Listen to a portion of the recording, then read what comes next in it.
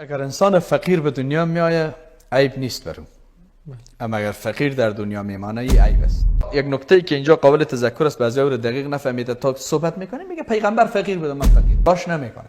از ابزار اسباب استفاده نمیکنه، از وقت استفاده نمیکنه، از عقل و منطقش استفاده نمیکنه، از انرژی و قوت بدنش استفاده نمیکنه، کار و زحمت نمیکشه.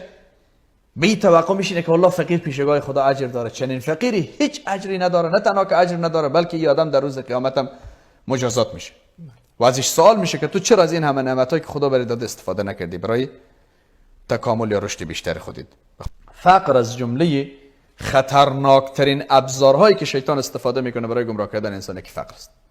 به همین خاطر قرآن سریعا میگه الشیطان یعیدکم الفقر والله یعیدکم من فضل. خدا شما را از وعدهش از فضلش وعده غنا میده برای شما، اما شیطان به شما وعده فقر میده. بنان و پیامبر صلی الله علیه و آله از فقر و تنگدستی به خدا پناه میبره، از کسالت و از تنبلی و از بیکارگی و از فقر و از حسادت و نمیفهم فلان و فلان. ده ها موارد در دعاهای رسول صلی الله علیه و سلم شما میبینید که به اصطلاح از عجز ناتوانی به خدا پناه میبره. بنان این برداشت غلط است که کسی فکر میکنه که والله باشه که فقیر روز قیامت جایگاه بسیار بالایی داره، من میشینم که فقیر باشم.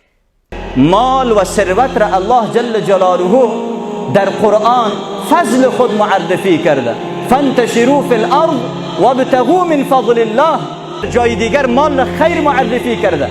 ان ترک خیرا الوصیه و انه لحب الخیر لشدید. منظور از این خیر مال و ثروت حلال دنیا هست. زکات را کسی میده که مال داشته باشه، مسجد را کسی آباد میکنه که مال داشته باشه، مدرسه کسی آباد میکنه که مال داشته باشه، دست یتیم و بیوه و نیازمند را کسی میگیره که مال داشته باشه، سرک کسی میسازه که مال داشته باشه، شفاخانه کسی میسازه که مال داشته باشه، مکتب و پوهنتون کسی میسازه که مال داشته باشه.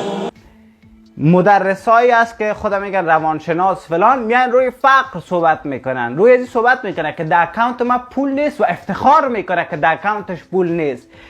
در اکانت تو وقت پول نباشه افتخار نداره، خب که تو افتخار کنی. صحیح؟ فقر چی افتخار داره که تو افتخار کنی؟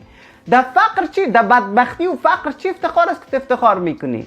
کدام پیامبر خدا را دیدی که در قرآن کریم خداوند بهش گفته باشه که فقر چیز خوب است؟ خداوند همیشه میگه که از ثروت صحبت میکنه، میگه ان الله یرزق من یشاء بغیر حساب. ثروت بغیر حساب پروردگار همیشه میگه. همیشه خداوند از فراوانی صحبت میکنه. در کجای قرآن کریم دیدی که خداوند از کمبود صحبت کنه؟ پیامبر اکرم صلی الله علیه و سلم شغل چی بود؟ تجارت. پس ایش تجار فقیر نیست. مثلا یک شرایط وجود داره که تو خیلی ثروتمند هستی میبخشی، او سخاوتمندی است، او فقر نیست. از شیطان و یعدکم الفقر.